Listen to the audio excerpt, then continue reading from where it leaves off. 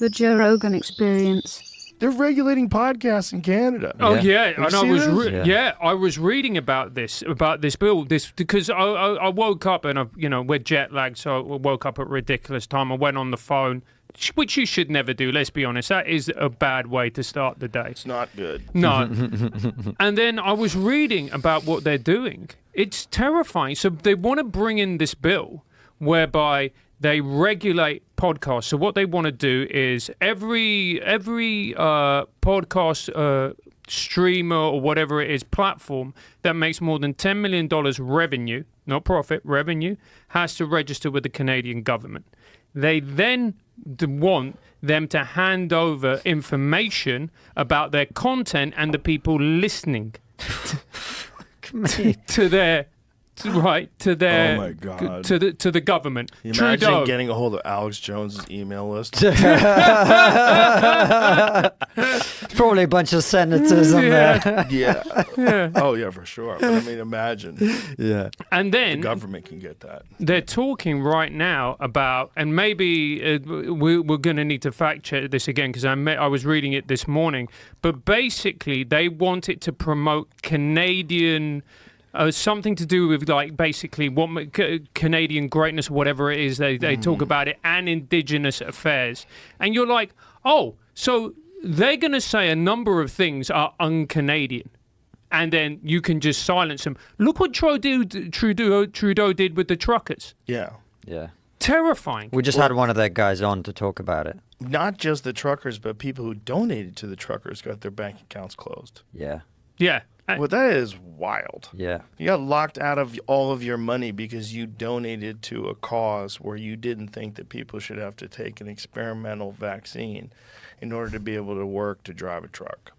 But Really? Yeah. Really? You think that's okay? Like, that's so not okay. The fact that those people aren't up in arms.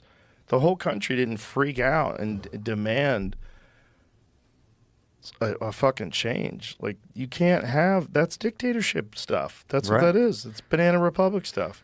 We do these calls with our top supporters, and we have some in Canada. We have this lady who's been supporting us for years, and she's always fine. And in the middle of this thing, she was like, "I'm terrified. I'm not going to be able to eat because they're going to shut down my bank account." God. Right? In Canada. It's so crazy that they think they could do that if people disagree with them. Because that's all they're doing. They're just disagreeing. And they're supporting a protest. It should be, and it was a peaceful protest. Those people did it the right way. They just parked their trucks and they didn't block roads off. They didn't do anything fucked up.